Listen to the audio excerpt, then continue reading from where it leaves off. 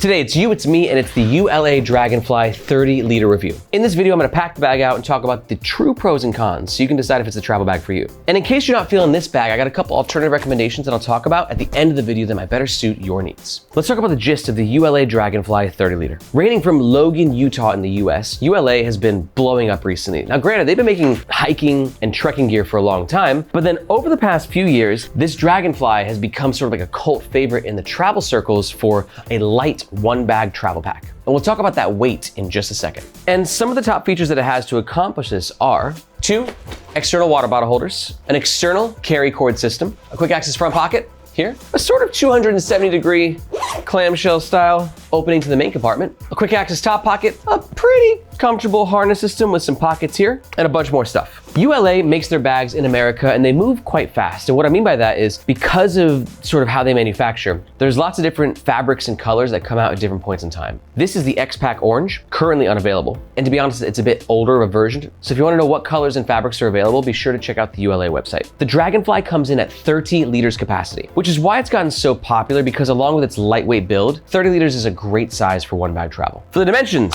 got about 19 inches height, around 12 inches width, and a fully packed out depth of around 6+ inches. Now, like I said, the unique selling point of this bag is its weight. I have an older version of the Dragonfly, which comes in weighing 2.3 pounds, which is pretty impressive for a 30-liter bag. But the more updated versions of the Dragonfly come in weighing even lighter at 1.7 pounds, which is really, really, really impressive. This is the Dragonfly when it's empty, and this is the Dragonfly when it's fully packed out and worn on the Nomads Nation team. I'm 5'8", and Margaret is 5'2". And don't worry, we're gonna pack out this bag throughout the entire review so you can see exactly what it fits. All ULA bags come with a lifetime warranty for the original owner. And for all that, this bag currently runs around 230 USD to around 300 USD, depending on the fabrics and the colors. And it should be noted these bags are also made in America, hence the higher price tag. And if at any point in this video you're thinking to yourself, I love that bag, I wanna fly with the Dragon, and you're gonna make a purchase, we do recommend that you do so using the first link in the description. Reason being, that link makes sure that you get the best price, and we oftentimes have discount codes. But that link also helps support the Nomads Nation YouTube channel and team so we can keep making the best bag reviews on the web. Thank you very much. Okay, let's move on to the front of the ULA Dragonfly 30-liter backpack. First up is the aesthetic, and even our media manager Margaret, she's like, isn't that a hiking bag? And like, yeah, it really is. This was not like designed to be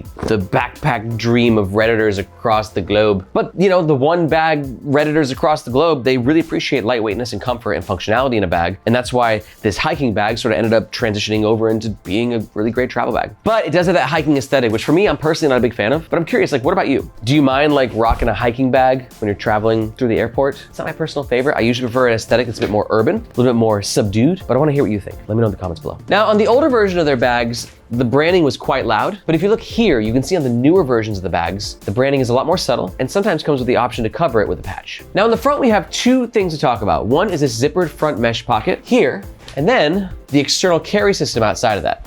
This mesh pocket runs all the way down to the bottom of the bag, and I really love the material that is being used here. It's got a little elasticity to it without being like too elastic. Still feels like it's strong. And what's interesting about ULA is that they actually specify the literage of each one of their compartments. So actually, although this is a 30-liter bag, the main compartment is only 21 liters. This pocket here is actually 3 liters. And then for the external carry, for travelers, I think there's a couple of benefits for this. One, in theory, you could actually use it to help compress the bag a little bit. Just make it a little bit tighter, a little bit smaller. But also, obviously, as the name suggests, you can carry things externally. And honestly, given the build of this bag, it's very lightweight. It's hard to pack out until the main compartment is packed out. So we're gonna pack it out all at once in the next section in just a minute. Speaking of which, let's talk about the middle of the ULA Dragonfly 30-liter. Starting on each side, we have 2 mesh pockets. Now, these are obviously great for water bottles, but they can be used for so many other things. This is why travelers are so obsessed in this day and age with having these side pockets, because it just gives you extra literage, right? Because according to ULA, each one of these pockets gives you an extra 2.6 liters of space. So that can be great for water bottles, but it can be great for a jacket, umbrella, tripod. They're really quite versatile. And again, they utilize this mesh fabric, which I really like, that again has a bit of expansion while not being too loosey-goosey, still feeling strong. And in case you do carry a water bottle in here and it spills, you do have a drainage hole right at the bottom. Again, we're gonna pack it all out at once. Main compartment first. Before we do, at the bottom, we got some external lash points. Again, sort of a hiking bag, but if you wanna connect things to the bottom of the bag, maybe you got a tripod, yoga mat, something you wanna just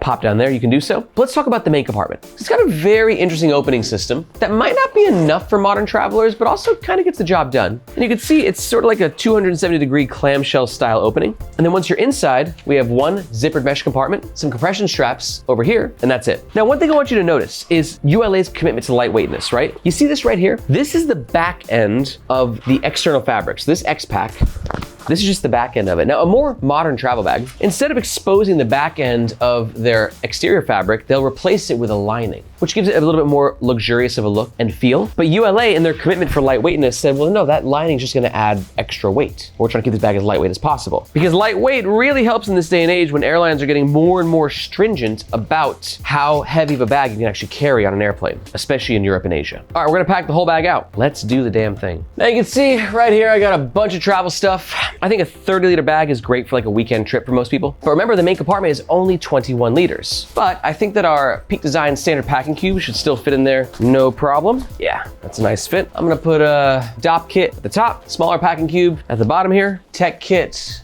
book, flip it on over. This zippered mesh pocket, it's not my favorite mesh. It's kind of a, you know, I don't know, it doesn't feel cheap. It just doesn't feel great at the price point, but it'll be durable, get the job done. And I'll put some things in there that I don't need the quickest access to, but I might wanna keep organized, notebook, keys. Then we use these compression straps, which are kind of nice actually in a bag like this, because it doesn't have the most circular shape. The main compartment is sort of cut in some ways, which makes it feel like there's less capacity, but these compression straps just kind of help you keep things nice and tidy, maybe give you a little bit extra capacity because of that. And then zip it on up.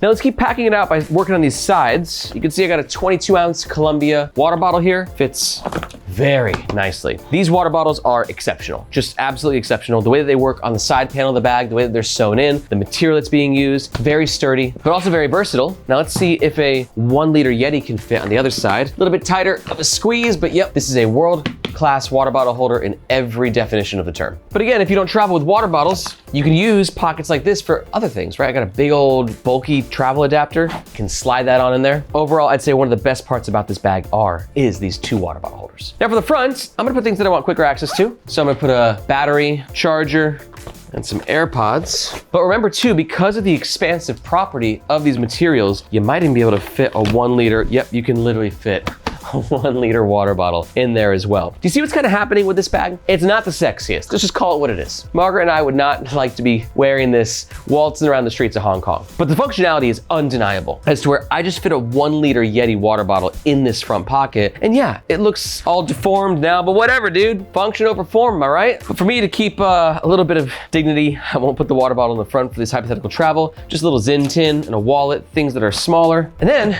for this front external lash point system, for me thinks the perfect place for a jacket, something you want to wear on the outside. That is absolute perfection right there. Not in the way that it looks, but in the way that it functions. And crazily enough, is like I loaded this thing up, but look at how much space we still have on the top. I mean, this has got a lot more room to play with. That is one negative of the main compartment with the way that it's designed. It's a little bit harder to get your gear in this top part. A little bit kind of weird. You gotta shove it up in there. We'll go ahead and see what we can do. So yeah, because it kind of comes to an angle at the top. So unlike like a modern travel backpack, like let's say the Tortuga Travel Backpack Pro, where it has this perfect circular shape all the way around, that makes it easy to distribute things equally. This top part coming to a point can F with things slightly, but still very doable. One last point in the middle, we got this quick access pocket at the top, which for me I think is a good spot for my sunglasses. Okay, I did a lot of ranting there. Hopefully though, I'm giving you some context for the whole value proposition of this bag, who it's for, who it's not. But to really know if it's for you, we gotta test the comfort, which we're gonna talk about right now. Let's talk about the back of the ULA Dragonfly 30-liter backpack. First up, we got the handle. Not crazy about this handle. It's like, it's kind of weak sauce to be honest in comparison to the rest of the bag. But I do like the grabbability of it. You got a lot of slack, a lot of space. Just not sure about the materials and how well it's sewn in. Also, one other thing about this bag is I'm gonna say not the best tech bag. Now, having reviewed a ton of backpacks and reading all the comments, I know that a lot of you out there, you don't want a tech bag, right? You just want a travel bag because you don't travel with your laptop, because why would you? You're not traveling for work, you're traveling for pleasure. But if you are traveling for work, I would say, although my 13-inch MacBook Pro can fit in here, actually, it's not bad. It's just like not the most luxurious tech compartment, right? This is definitely not designed to be the best work travel backpack. The 13-inch laptop fits in there. We definitely got a little bit of a false bottom going on. I'd say it stops right around here. False bottoms are great because if you drop your backpack, laptop's less likely to get hurt. And the padding on the back panel really helps as well, but more or less like it's a laptop compartment that gets the job done, but isn't gonna like make you feel like super awesome about what's happening. And let's test out if it can fit a 16-inch MacBook Pro. This is our 3D cutout. And I'm gonna say that's gonna be okay, it does, but it's tight. I don't even know if I can get this thing out. Okay, yeah, so it can fit a 16-inch MacBook Pro, but again, just calling it straight, it's not the world's best tech compartment. Harness system. Now, ULA makes hiking gear and have been for years, so I thought to myself, damn, they're gonna make some really comfortable shoulder straps. And they did and they didn't. Now, the thing about comfort is it's very subjective, to each their own, right? I like really chunky shoulder straps with a lot of padding. These shoulder straps are great with their S shape to fit the torso. And you can see on the back panel and the shoulder straps themselves, we have a lot of ventilation here as well. A lot of airflow can kind of go through these parts, keep your back unsweaty. But the shoulder straps themselves are quite thin and like, have like a density to them that almost feels like, I hate to say the word cardboard, but it's always the first word that comes to mind. And it's not that they're uncomfortable, it's just a preference thing. For me, like you can see this Air CityPack Pro, and you can see how chunky these shoulder straps are, right? It's like a mattress. It is a mattress of shoulder strappage on your darn shoulders. This one though, a lot more dense. And now that we're fully packed out, let's just test the comfort real fast. I mean, the lightness of the bag is undeniable. It feels nice. Just with shoulder straps like this, I do worry that over time, as I'm like walking from Terminal 1 to Terminal 2 in the airport, that 25-minute hike, that's when you start to feel shoulder straps like this a little bit more and not feel in a good way. But overall, I do think it's a very comfortable wear, just something to be aware of.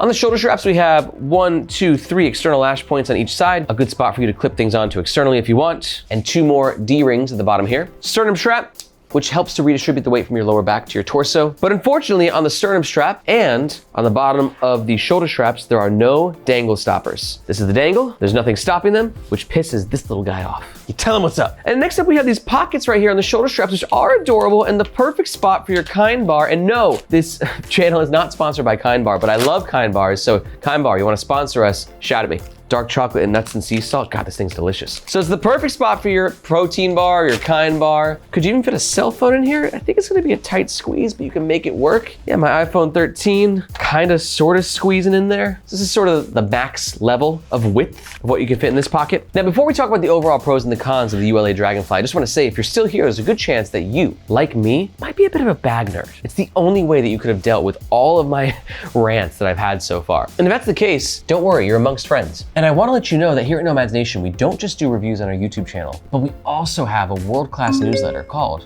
Nomads Nation Newsletter. And in that newsletter, I take you behind the scenes of the carry community of what's really happening in terms of the best drops, collaborations, new fabrics, all these cool things delivered conveniently to your inbox. So if you wanna stay on top of what's happening in the world of bags, be sure to look for this globe emoji in the description below. I hope to see you in your inbox. Okay, let's talk about the pros and the cons of the ULA Dragonfly 30 liter. Pro number 1, extremely lightweight. Pro number 2, very impressive capacity and overall just functionality of that capacity. And pro number 3, I'm gonna say that while it's not the nicest looking bag for urban travel, it's kind of makes it low key in some ways. You're probably not gonna be a target for theft with a bag like this. No offense, you're expensive, you just don't look that expensive. But every bag has cons. I got some of my own, here they are. Con number 1 are the shoulder straps. In my opinion, could have used a bit more padding. Con number 2, the tech compartment, obviously not meant to be world class, but for you laptop travelers out there, you might be craving more.